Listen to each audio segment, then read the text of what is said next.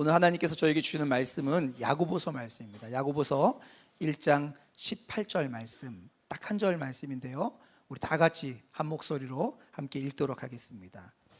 그가 그 피조물 중에 우리로 한 첫 열매가 되게 하시려고 자기의 뜻을 따라 진리의 말씀으로 우리를 낳으셨느니라.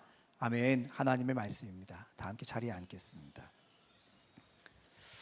오늘은 맥추감사절입니다. 오늘 하나님께서 주신 말씀 가지고 첫 열매로 사는 삶이라고 하는 제목으로 여러분과 말씀을 나누려고 하는데요, 과연 우리가 지키는 맥추감사절은 어떤 날인지 함께 좀 생각해 보려고 합니다. 우리나라에는 대표적인 명절이 있죠. 뭐가 있죠? 두 가지, 설날 그리고 추석이 있습니다. 미국에도 대표적인 명절이 있습니다. 땡스기빙이 있고 크리스마스가 있죠. 그리고 교회에도요, 대표적인 절기가 있습니다. 여러분이 아시는 것처럼 부활절, 추수감사절, 성탄절, 그리고 우리가 오늘 지키는 맥추감사절이 있지요. 이스라엘에게도요, 구약 성경을 보면 대표적인 절기가 있었습니다. 그 절기가 세 가지인데, 그들이 출애굽한 유월절, 그리고 우리가 오늘 함께 살펴보려고 하는 맥추절, 그리고 초막절, 이렇게 3대 절기에 들어갑니다. 그러니까 우리가 지키는 맥추감사절과 구약 성경에 나오는 맥추절은 굉장히 깊은 연관이 있습니다. 하지만 엄밀한 의미에서는요, 정확하게 똑같은 날은 아니에요. 그게 어떻게 다른지 한번 좀 생각해 보면 좋을 것 같습니다. 맥추절, 구약 성경에 나와 있는 3대 절기 중 하나의 맥추절은 1년의 첫 번째 소산, 첫 번째 추수를 가지고 그 첫 열매, 첫 소산으로 하나님께 구별하여 드리는 절기가 맥추절입니다. 그런데 그때 첫 번째, 1년에 제일 처음 생산되어지는 소산이 보리예요. 그래서 보리 맥자와 추수할 때 추자를 써서 맥추절이라고 부르는 것입니다. 출애굽기 23장 16절 말씀에 이렇게 기록되어 있습니다. 맥추절을 지키라. 이는 너가 수고하여 밭에 뿌린 것의 첫 열매를 거둠이니라. 그러니까 그 해의 첫 번째 추수의 열매를 하나님께 드리는 것이 맥추절인 것입니다. 이런 의미에서 그 구약 성경의 맥추절의 맥추라는 단어와 우리가 거기에 담고 있는 진정한 의미인 감사라는 단어를 합쳐서 우리나라에 오셨던 선교사님이 초기에 만든 절기가 있는데, 그것이 맥추감사절입니다. 선교사님이 초기에 한국교회에 오셨을 때 한국 사회는요, 농경사회였습니다. 1년에 이모작을 했는데, 봄에는 보리를 추수하고 가을에는 벼농사를 짓는 이모작이 주가 되어 있는 농경사회였어요. 그래서 돌아보니까요, 이 보리를 추수할 때쯤 되었을 때 하나님께 그간 반년 동안 주신 은혜를 감사하면 좋겠다 싶은 마음으로 1년이 절반이 딱 지나가는 시점, 6월이 끝나고 7월이 시작하는 7월 첫째 주를 맥추감사절로 지켜야지 하고 정한 절기가 바로 오늘 맥추감사절인 것입니다. 그런데요, 이제 한국 사회는 더 이상 농경사회가 아니에요. 그리고 우리 중에는 보리 추수를 보신 분이 거의 없어요. 보리가 추수한다는 게 큰 의미가 있는 시절도 지나갔습니다. 그런데요, 이 맥추절의 뿌리가 되는 이 보리에 대한 관련된 첫 번째 소산을 드리는 그것을 살펴보아도요, 지금 우리에게 그게 그렇게 큰 의미가 있나 싶은 생각이 듭니다. 그렇다면 우리가 21세기에 이 산업화가 지나고 이제 또 다른 시대로 들어서는 이 변화의 시대에 맥추감사절을 지킨다는 것은 무슨 의미가 있는 걸까요? 맥추절 그대로 형태를 가져오는 것은 아니지만 그 본질적인 의미, 하나님이 맥추절에 담아주셨던 하나님의 마음을 살펴보므로 21세기의 다윗 공동체는 맥추감사절을 어떻게 보내야 하는지 함께 생각해 보려고 합니다. 여러분, 성경에는 이 맥추절을 사용하는 이름이 여러 개가 나와요. 우리나라도 추석이로만 부르지도 않고 뭐라고 불러요? 한가위, 중추절 뭐 이렇게 부르죠. 그런 것처럼 이 맥추절도요, 이름이 여러 개가 등장하는데, 첫 번째로 한 해 농사의 첫 번째 소산을 거둬서 드린다고 해서 처음초, 그리고 열매 실자를 써서 초실절이라고도 불렀습니다. 또 이 맥추절이 있는 그 시간이 언제냐면 6월절부터 계산하거든요. 6월절 다음 날부터 해서 계산해서 일주일 7일이 7번 지나면 오는 날이라고 해서, 그러니까 7일 일주일이 7번 지나면 오는 날에서 77절이라고도 불렀어요. 한번 보실까요? 출애굽기 34장 22절입니다. 77절 곧 맥추의 초실절을 지키고, 그러니까 성경에 나와 있는 초실절과 77절은 같은 거고, 이게 뭐랑 같은 말이냐면 맥추절과 같은 말입니다. 근데 요 때가 언제냐? 아까 말씀드렸던 것처럼 6월절 다음 날부터 7일씩 7번이 지나면 지나가잖아요. 근데 그걸 또 어떻게 계산도 하냐면 10일 단위로도 계산해요.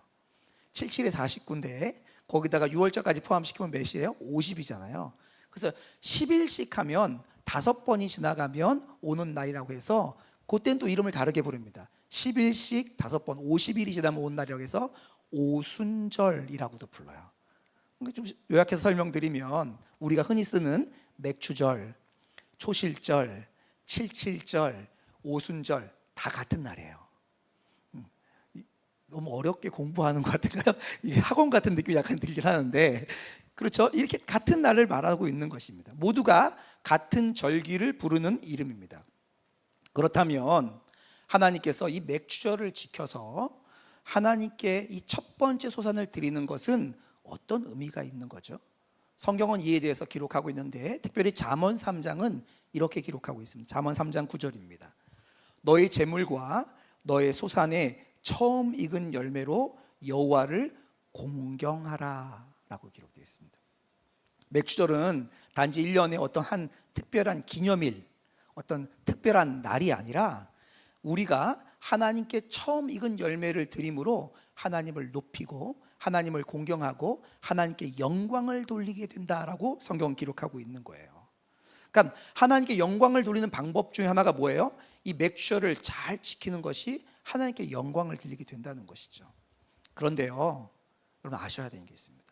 하나님께 첫 번째 열매를 드려서 하나님께 그것을 지켜낸다는 것보다 훨씬 더 중요한 의미가 이 맥추절 안에는 들어가 있어요. 그 의미를 찾으려면 왜라는 질문을 해야 됩니다. 왜 하나님은 우리에게 그 첫 번째 열매를 따로 구별해서 나한테 줘라 라고 명령하신 걸까요? 하나님은 그런 게 필요하신 분이 아니잖아요. 어떤 물건, 어떤 재물, 우리가 드리는 어떤 소산이 하나님이 필요하신 게 아님에도 불구하고 하나님이 너 그거 나한테 줘, 구별해서 바쳐 라고 하는 명령이 있다면 그 이유가 있을 거 아닙니까? 여러분 그 의미를 정확하게 아시는 것이 필요합니다. 왜냐하면 첫 열매를 드린다는 것은 그 수확의 열매가 모두 하나님으로부터 비롯되었다, 하나님께서 그것을 주셨다라는 것을, 그 의미를 믿음으로 담고 있다는 뜻입니다. 생각해 보세요. 여러분이 이제 독립했어요.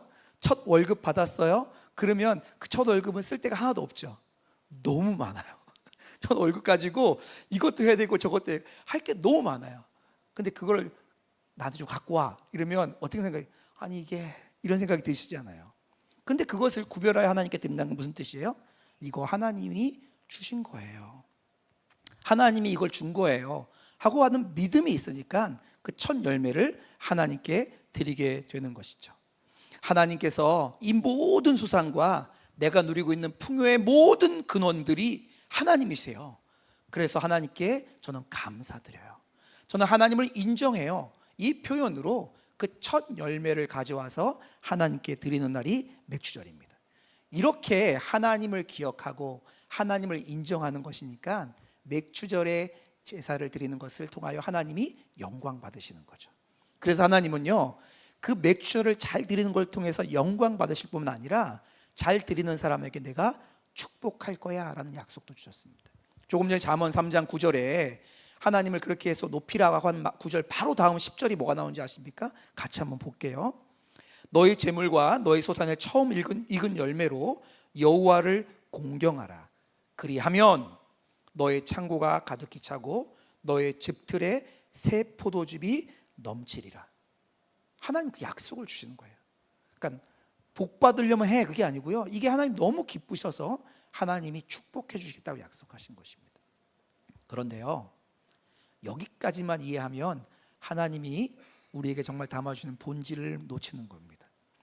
맥주절은 하나님께 첫 번째 소산을 드려서 감사로 표현해서 하나님을 인정하는 것이다.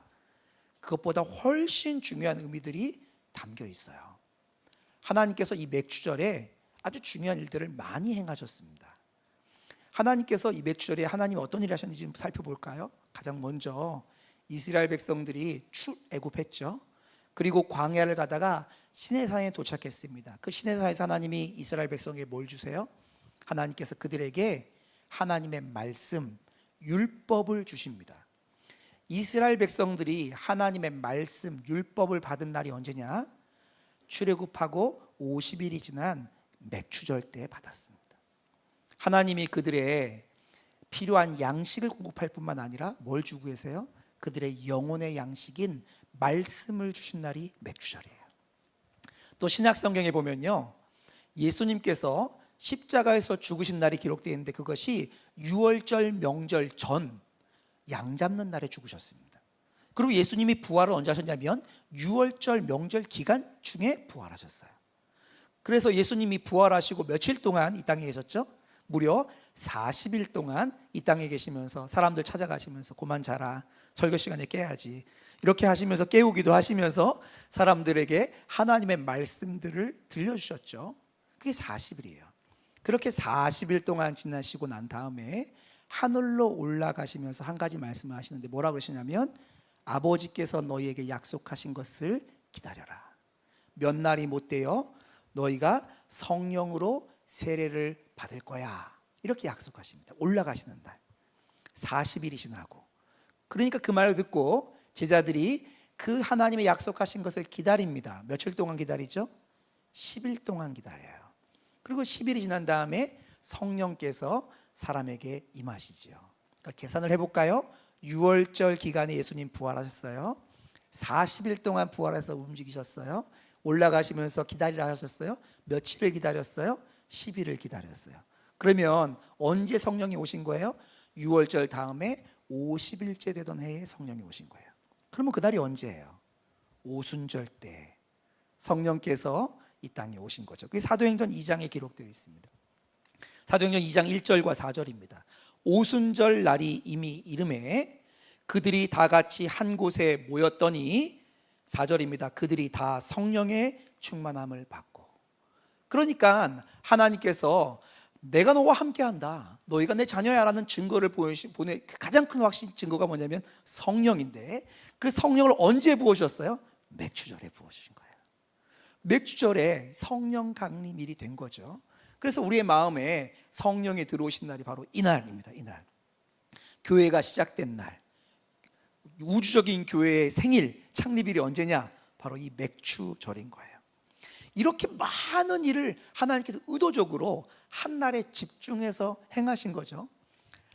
우리의 필요한 첫 번째 양식을 주시기도 하고, 영적으로 필요한 말씀을 주시기도 하고, 또 우리에게 우리가 하나님의 소유라고 하는 가장 확실한 증거인 성령을 보내시기도 한 날이 언제예요? 맥주절입니다. 여기서부터 맥주 감사절이 시작되었어요. 날짜는 달라요. 하지만 그 의미가 여기서 시작되어진 겁니다. 그런데요, 여기서 한 가지만 더 살펴보려고 합니다. 여러분, 우리가 맥주절의 의미를 생각해 볼 때 정말 중요한 단어가 하나 있어요. 그 단어가 뭐냐? 그 단어가 첫 열매라는 단어입니다. 첫 소산이라는 단어예요. 맥주절은 어떤 날이에요? 하나님이 주신 첫 소산을, 첫 열매를 기억해서 하나님께 드리는 날이 맥주절이죠. 그러니까 이 첫 열매, 첫 소산이라는 단어는 너무 중요한 단어거든요. 그러니까 하나님 앞에 첫 열매를 드리는 날이 맥주절인데, 단지 어떤 드리는 행위, 드리는 헌금의 포인트가 있는 게 아니고 그것을 왜 드리냐의 핵심이 있는 거죠. 그 본질이 뭐냐? 그 첫 소산을 드리면서 그 마음을 드리는 거예요. 하나님 마음을 받으시는데 그 마음이 뭐죠? 우리가 지금 누리고 살고 있는 모든 것은 하나님부터 비롯되었어요.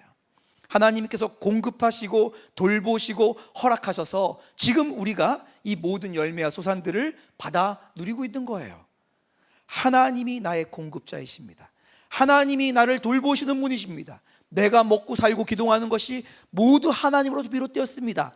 이 마음을 드리는 것을 주님이 받으시는 날, 그날이 언제예요? 맥주절인 거죠. 이 믿음 때문에 하나님의 영광 받으시는 겁니다. 근데 이 첫 열매에는요 더 깊은 의미가 있습니다. 맥주절 말고도 첫 열매란 단어들이 굉장히 많이 나와요. 성경을 좀 읽어보면 성경에 하나님이 굉장히 많이 반복적으로 뭐라고 말씀하시냐면 첫 소산, 첫 열매, 첫 새끼는 내 거야. 하나님 이렇게 말씀하는 장면이 많이 나옵니다. 한번 볼까요? 출애굽기 13장 2절을 우리 같이 읽을게요. 제가 왜 같이 읽는지 아시죠? 잠 오시는 분들 소리를 크게 지르면 잠이 깹니다. 같이 읽겠습니다. 시작.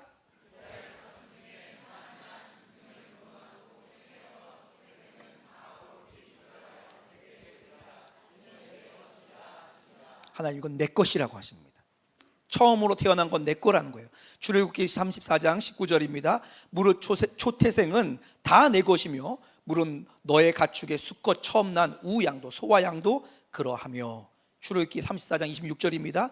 너의 토지 소산에 처음 익은 것을 가져다가 너의 하나님 여호와의 전에 바칠지라 드릴지라. 민수기로 갈까요? 민수기 18장 12절에 13절입니다. 그들이 여호와께 드리는, 하나님께 드리는 게 있어요. 첫 소산 곧 제일 좋은 기름과 가축이죠. 제일 좋은 포도주와 곡식을 내게 주었은즉 그들이 여호와께 드리는 그 땅에 처음 익은 모든 열매는 너의 것이라. 하나님께서 이거 다 받으셔서 누구에게 주냐면 제사장에게 주시는 거예요. 그러니까 하나님이 받으시는 거예요. 민수기 18장 15절입니다. 여호와께 드리는 모든 생물에 처음 나는 것은 사람이나 짐승이나 다 너의 것이다. 하나님 받아서 제사장에게 주는 거예요. 지금 주님 무슨 말씀하고 있는 거예요? 이거 내 거야. 처음 난 거 내 거야. 처음 소산 내 거고, 처음 나는 가축도 내 거고, 처음 태어나는 아이도 내 거야. 그걸 나한테 드려라. 이런 말을 하나님이 반복적으로 하세요. 성경에 보면 좀 이상하죠.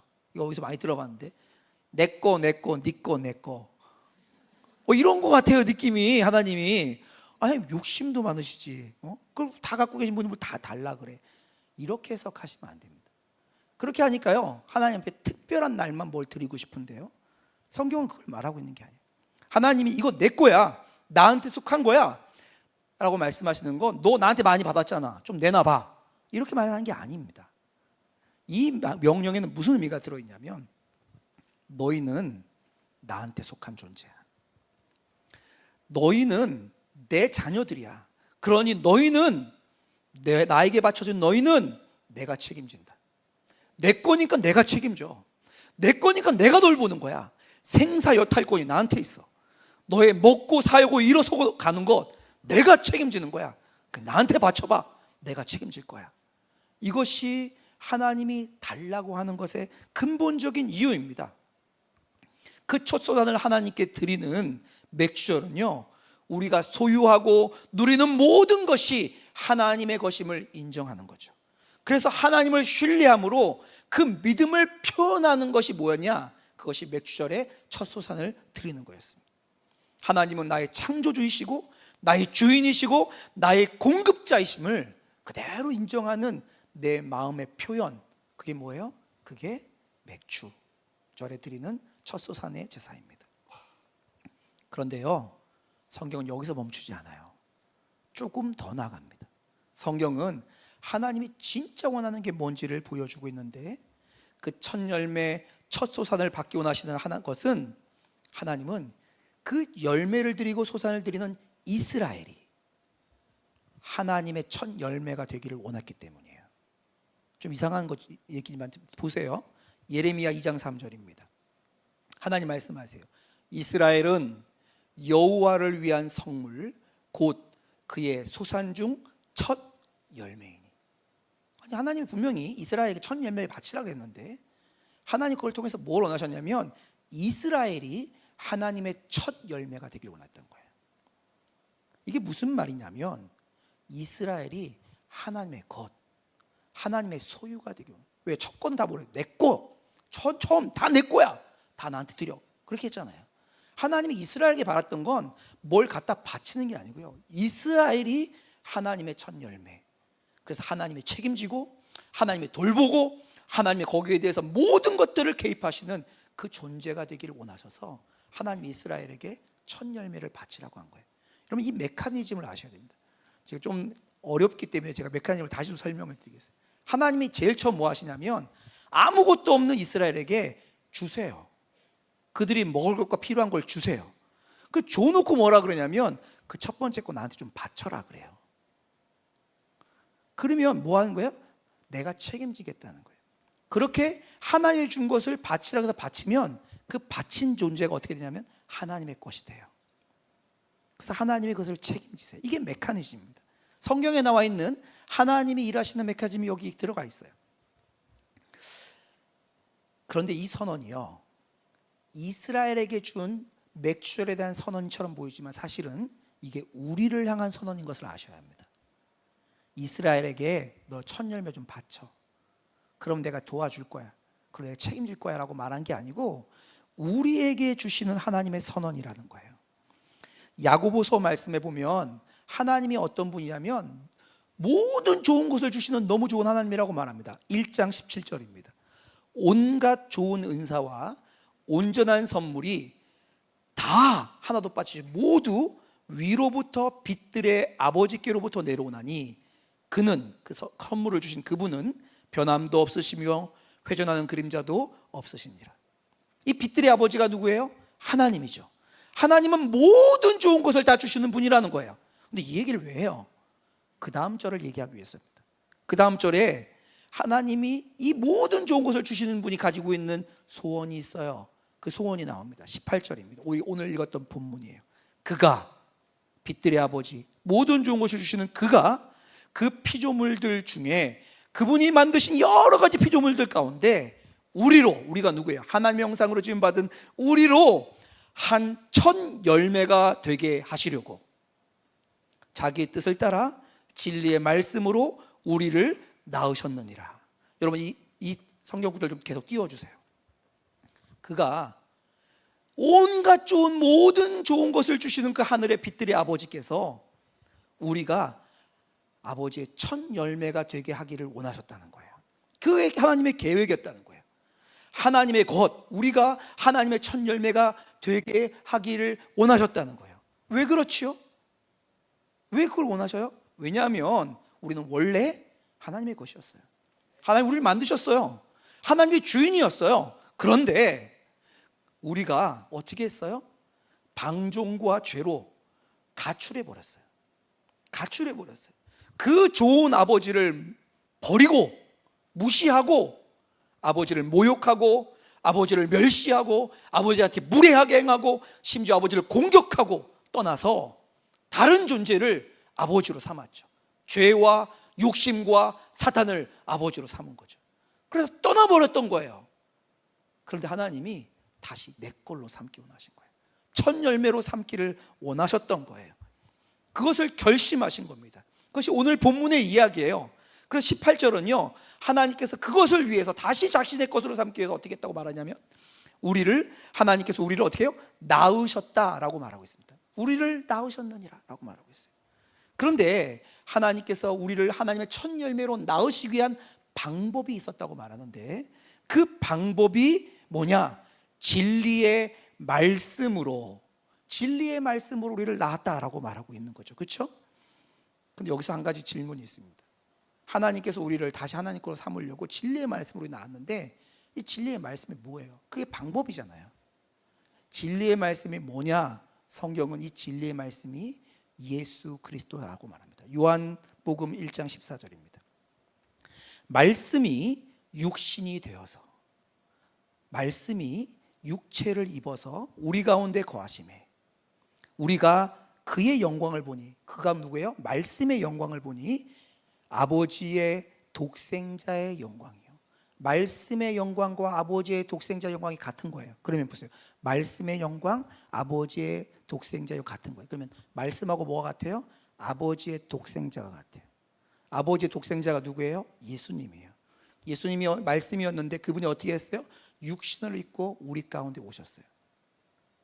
성경은 이게 아주 명확하게 얘기해 주고 있습니다. 성경은 뭐라고 말하냐면 다시 야고보서 1장 18절로 갈까요? 하나님이 여러 피조물들 가운데 우리로 하나님의 것으로만 다시 삼으시기 위해서 우리를 다시 태어나게 하셨는데 그 방법이 뭐였냐? 진리의 말씀으로 우리를 다시 태어나게 했어요. 예수 그리스도로 다시 태어나게 했다는 거예요. 정리하자면 하나님께서 우리에게 먼저 첫 열매를 주세요. 우리가 주지 않으면 우리 못 받으니까요. 근데 그 첫 열매가 뭐냐? 우리를 다시 태어나게 하는 방법이 뭐냐? 예수 그리스도를 주어서 다시 태어나게 했다는 거예요. 아까 전에 우리가 첫 번째 우리 맥주절 때 하나님이 먼저 열매를 주시고 받은 것처럼 하나님도 우리에게 뭔가를 먼저 주시고 받았는데 그 첫 번째 열매가 뭐냐? 예수 그리스도라는 거예요. 그것이 고린도전서에 그대로 나옵니다. 고린도전서 15장 20절입니다. 하나님 뭘 주셨는가 나와요. 보세요. 우리가 뭘 받았는지 여기 써 있습니다. 그러나 이제 그리스도께서 죽은 자 가운데서 다시 살아나사 잠자는 자들의 첫 열매가 되셨느니라. 하나님 먼저 첫 열매를 주시고 받잖아요. 누구를 먼저 첫 열매로 삼았냐면 예수님을 죽였다가 살려서 첫 열매로 삼아서 우리에게 주십니다. 그래서 우리가 뭘 받았어요. 그것이 로마서 8장 23절입니다. 보실까요? 그뿐 아니라 또한 우리 곧 성령의 처음 익은 열매를 받은 우리는 어떤 존재라고요? 그리스도인들은 성령의 처음 익은 열매를 받은 존재예요. 근데 그 열매가 뭐였어요? 예수 그리스도였어요. 하나님께서 우리로 하여금 하나님 것으로 삼기 위한 방법은 뭐였냐면 먼저 주시는 거예요. 근데 뭘 주셨냐? 자기 아들을 죽여서, 십자가에 처참하게 죽여서 그 아들을 그 죽음 가운데 내버려 두심으로 우리에게 첫 열매를 주신 거죠. 그래서 우리가 그걸 받아서 다시 태어나게 하신 거예요. 다시 태어나요. 새로운 생명으로 다시 태어나요. 왜요? 아버지를 멸시하고 싫어하고 아버지를 욕하고 대배반하여서 떠나버렸기 때문에. 다시 태어나는 거 아니고서는 다시 하나님의 것이 될 수가 없으니까, 하나님의 첫 열매가 될 수 있는 방법이 없으니까 주님이 먼저 우리에게 첫 열매를 주셨는데 그게 누구냐? 예수 그리스도라는 거예요. 이것이 성경이 우리에게 말하고 있는 맥주절의 참된 의미입니다. 여러분, 맥주절은요, 한번 참 감사의 절기를 정하고 너희 가지고 있는 것 중에서 좀 좋은 거 헌금도 좀 하고 특별한 예배 좀 드려라, 그런 날 아닙니다.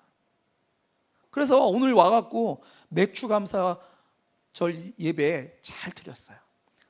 특별 헌금도 드렸어요. 할 거 다 했어요. 이러시면 안 돼요. 그게 본질이 아니라고요. 하나님이 맥주를 처음에 만드셨던 본질이 뭐냐? 우리로 첫 열매를 삼고 싶었던 거예요. 바꿔 말할까요? 우리로 하나님의 것이 되게 하고 싶으셨던 거죠. 그래서 하나님께서 우리가 하나님 것으로 다시 태어나야 되는데 우리에게 가진 게 없으니까 먼저 첫 열매를 주셨는데 그게 뭐예요? 예수 그리스도의 죽으심과 부활하심으로 우리에게 먼저 예수님을 주셔서 우리로 그분의 첫 열매가 되게 하신 날, 그것을 기억하는 날이 언제예요? 맥주절이에요. 그게 맥주절입니다. 그런 의미에서 맥주절은요, 하나님의 사랑이고 하나님의 축복인 거죠. 이게 맥주절입니다. 성경은요, 우리 그리스도인들이 이스라엘처럼 하나님께 드려진 첫 열매가 되었다고 말해요. 아까 거기만 말한 게 아니고요, 요한계시록도 기록되어 있어요. 한번 볼까요? 요한계시록 14장 4절. 요한계시록 14장에는요, 하나님께 구원받는 사람들에 대해서 나오는데 한번 보십시오. 이 사람들은 여자와 더불어 더럽히지 아니하고 순결한 자라 어린 양이 어디로 가든지 따라가는 자며 사람 가운데서 속량함 구원받음을 받아 처음 익은 열매로 하나님과 어린 양에게 속한 자들이니, 처음 익은 열매로 하나님께 속한 자들이 누구예요? 그리스도인들이에요. 처음 익은 열매로 하나님께 드려진 자들이 우리라고요. 여러분, 이것이 우리의 신분입니다. 이것이 우리의 정체성이에요. 저는요, 여러 절기들을 지켜가는 다른 종교의 사람들과 살아본 적이 있습니다. 인도네시아에서 무슬림들과 함께 살았고, 인도네시아 발리로 가면은 힌두교도들이 살고 있습니다. 근데 그들이 절기를 지키는 거 보면 대단합니다. 정말 대단해요. 이른 새벽부터 밤까지 한 끼도 안 먹어요. 심지어 물도 안 마시면서 금식해요. 그들이 절기를 지키는 거 보면요, 기독교에는 잽도 안 돼요. 사실 잽도 안 돼요. 그들이 드리는 헌신, 열정, 그들이 가지고 있는 어떤 결단, 비교가 안 됩니다. 그런데 우리도 절기 오면 한다. 우리도 헌금하고, 우리도 감사드리고, 추수감사절 때는 여기 막 쌓아놓고 막 여기 막 해놓고 한다. 그런 거 아닙니다. 우리가 드리는 절기, 우리가 드리는 맥주감사절은 그렇게 뭘 드려서, 뭐의 행사에서, 뭔 행위를 들어서 하나님을 기쁘게 해드리는 날이 아니라고요. 그게 본질이 아니에요. 성경은요, 우리에게 우리가 첫 열매가 되기를 원한다고 말하고 있습니다. 우리가 첫 열매가 되어서 주님의 것이 되어서 살아가는 존재임을 기억하는 날이 언제냐? 맥주감사절인 거예요. 그것을 기억하여서 우리의 삶과 중심을 하나님의 열매로, 하나님의 것으로 살아가는 날이 오늘이라고요. 감사절, 우리가 하나님께 정말 원하신 게 뭐냐? 하나님의 첫 열매가 되는 것이에요. 하나님의 것으로, 하나님이 새롭게 주신 생명으로 살아가는 것이에요. 요한복음 14장 4절 다시 한번 좀 다른 초점을 읽었는데, 그러면 그 사람들은 어떻게 사냐? 여기 써 있어요. 볼까요? 이 사람들은 여자와 더불어 더럽히지 아니하고 순결한 자라. 어떻게 살아가는지 보십시오.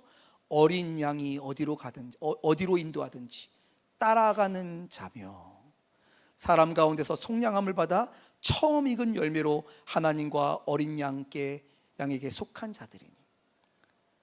첫 열매로 하나님이 건드린 자는 어떻게 하는지 아십니까? 그 안에 오신 그 예수님을 따라갑니다.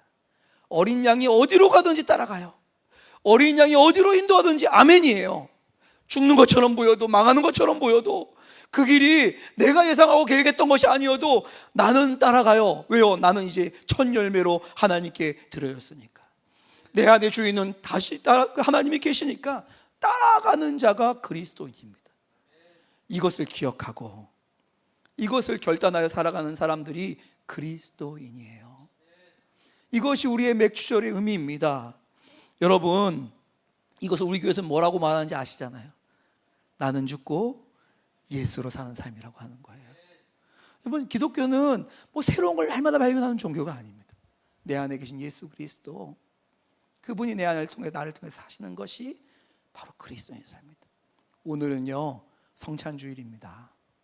성찬은 또 한 번 떡을 먹고 포도주를 마시는 날이 아니에요. 성찬은 그렇게 우리의 첫 열매가 되셔서 우리 안에 들어오신 예수님을 기억하는 날이에요. 내 안에 예수님 계시지? 내 안에 예수님 살아 계시지? 나는 이제 내 뜻대로 사는 사람 아니지? 내 안에 들어와 계신 그 어린 양 되신 예수님이 이끄는 대로 살아가는 자이지. 주님, 저는 죽었습니다. 주님의 몸이 내 몸입니다. 주님의 피가 내 피입니다. 하나님, 나를 통해서 하십시오. 저는 주님의 것입니다. 그러니 주님이 원하시는 대로 나를 이끄소서. 그 고백을 드리는 자리가 여러분, 오늘 여러분이 받으시는 성찬의 자리입니다. 여러분, 오늘 성찬에 참여하실 때 그냥 나눠주는 떡 먹지 마세요. 그냥 마실 거 마시는 시간이 아닙니다. 여러분의 마음의 고백을 드리십시오. 저는 주님이 원하셔서 주님의 첫 열매 된 사람입니다. 하나님, 저를 통해서 하나님 원하시는 일들을 하십시오. 저는 그저 순종할 뿐입니다. 이 고백을 드리는 저와 여러분 되시기를 주님의 이름으로 축복합니다. 이 시간 함께 기도하겠습니다. 기도 제목을 나눌 텐데요, 기도 제목 여러분 진실하게 기도하는 시간 되었으면 좋겠습니다. 그저 종교가 기독교인 사람으로 살지 않게 하여 주옵소서. 우리로 하나님의 소유인 첫 열매가 되게 하시려고 예수님을 보내신 그 하나님의 마음을 알게 하여 주옵소서. 알게 하여 주옵소서. 내 마음대로 살지 않게 하여 주옵소서. 오직 나는 죽고 예수로 사는 하나님의 첫 열매로 하나님의 것으로 살아갈 수 있도록 은혜 더하여 주옵소서. 죄가 끊어지게 하시고 이제는 어린 양이 이끄는 곳으로 살아가는 그 삶 살 수 있도록 축복하여 주옵소서. 이 시간 통성으로 함께 기도하도록 하겠습니다. 함께 기도합니다.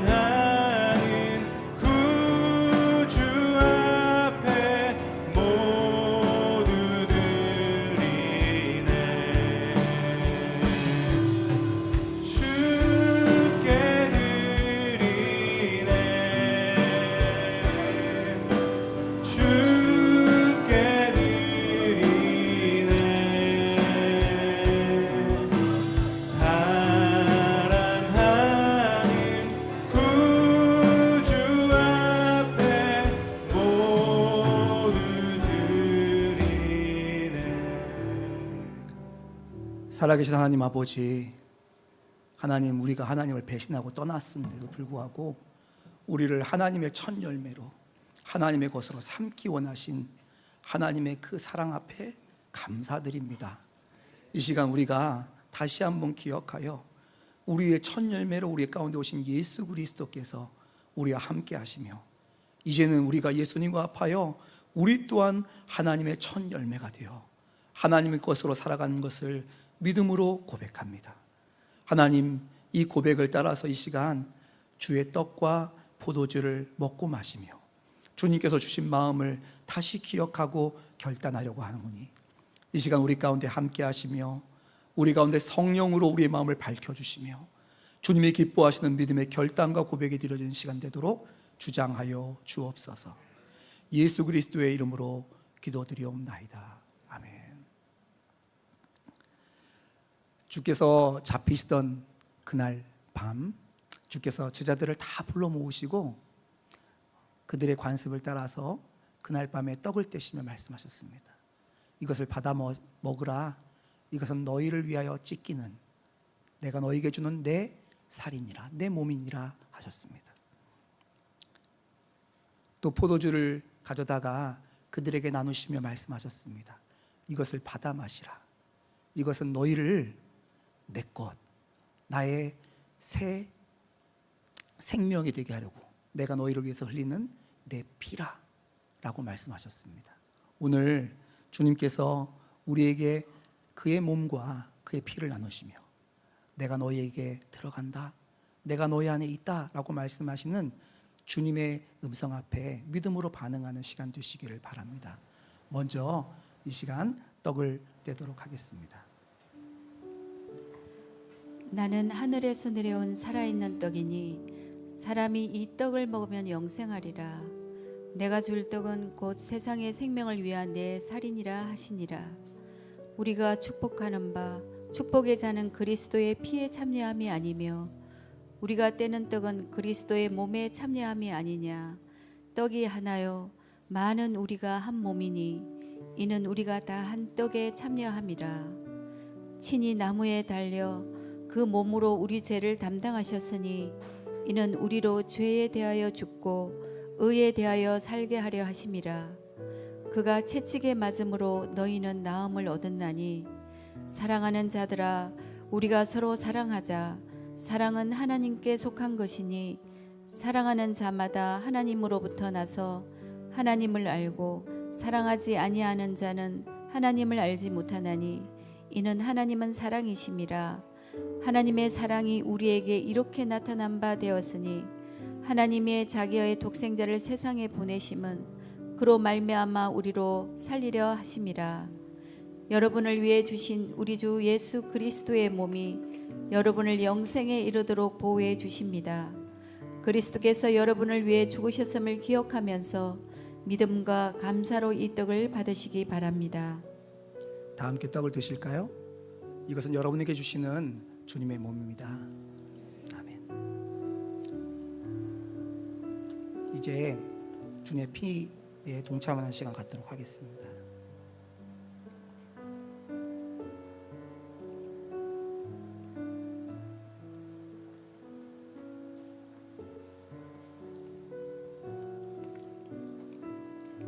만일 우리가 죄가 없다고 말하면 스스로 속이고 또 진리가 우리 속에 있지 아니할 것이요 만일 우리가 우리 죄를 자백하면 그는 미쁘시고 의로우사 우리 죄를 사하시며 우리를 모든 불의에서 깨끗하게 하실 것이요 나의 자녀들아 내가 이것을 너희에게 쓰면 너희로 죄를 범하지 않게 하려 함이라. 만일 누가 죄를 범하여도 아버지 앞에서 우리에게 대언자가 있으니 곧 의로우신 예수 그리스도시라.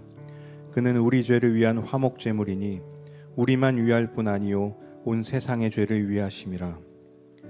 수고하고 무거운 짐진 자들아 다 내게로 오라. 내가 너희를 쉬게 하리라. 하나님이 세상을 이처럼 사랑하사 독생자를 주셨으니 이는 그를 믿는 자마다 멸망하지 않고 영생을 얻게 하려 하심이라. 미쁘다 모든 사람이 받을 만한 이 말이여 그리스도 예수께서 죄인을 구원하시려고 세상에 임하셨다 하였도다. 여러분을 위해 흘리신 우리 주 예수 그리스도의 피가 여러분을 영생에 이르도록 보호해 주십니다. 그리스도께서 여러분을 위해 흘리신 피를 기억하면서 믿음과 감사로 이 잔을 받으시기 바랍니다. 다 함께 잔을 들겠습니다. 이것은 여러분에게 주시는 주님의 피입니다. 아멘. 잔은 가지고 계시다가 나가실 때 수거함에 넣으시면 되겠습니다. 함께 기도하겠습니다. 살아계신 하나님 아버지, 오늘 맥주 감사절을 맞이하여서 하나님, 우리가 하나님께서 받으시는 첫 소산, 첫 열매가 되는 것을 기억했습니다. 이를 위하여 주님께서 우리 가운데 찾아오시고 하나님, 우리 안에 먼저 첫 열매가 되셔서 우리가 주님의 것이 되고 주님께서 우리 인생을 다스리시고 책임지신다는 것을 보게 되었습니다. 하나님, 이 믿음으로 주의 떡과 주의 포도주를 먹고 마셨사오니 하나님, 이제는 우리의 옛 자아대로 살지 않게 하시고 오직 하나님 말씀을 따라 어린 양이 어디로 이끄시든지 따라가는 그리스도의 종으로 하나님의 자녀로 새 생명을 가진 자로 살아가도록 축복하여 주옵소서. 사랑하는 성도들의 은밀한 기도를 응답하여 주소서. 신음하며 눈물을 흘리며 주님 앞에 나온 자들에게 너는 내 첫 열매이기 내가 책임진다 말씀하시며 개입하시고 도우시는 주의 손을 만나게 하시고 날마다 우리로 하여금 하나님의 역사와 하나님의 일하심을 만나게 하시는 그 하나님의 신실하심을 경험케 하여 주옵소서. 하나님, 열방을 올려드립니다. 열방 땅 가운데 하나님, 이 복음을 알지 못하는 수많은 사람들에게 복음이 전달되게 하시고 그들의 신음에 응답하시는 주님을 만나게 하여 주옵소서. 북한 땅이 속히 억압과 하나님, 그들이 가지고 있는 슬픔으로부터 자유케 된 날이 속히 올 수 있도록 은혜를 더하여 주옵소서. 이 땅을 올려드립니다. 하나님, 이 민족, 이 땅이 오직 주님을 경외하게 하시고 하나님을 두려워하고 경외함으로 하나님과 동행하는 나라 되도록 축복하여 주옵소서. 감사드리며 예수 그리스도의 이름으로 기도드리옵나이다. 아멘. 이 시간 다 함께 찬양하면서 우리의 마음의 중심을 드리고 예물을 드리도록 하겠습니다. 다 함께 자리에 일어나셔서 찬양하도록 하겠습니다.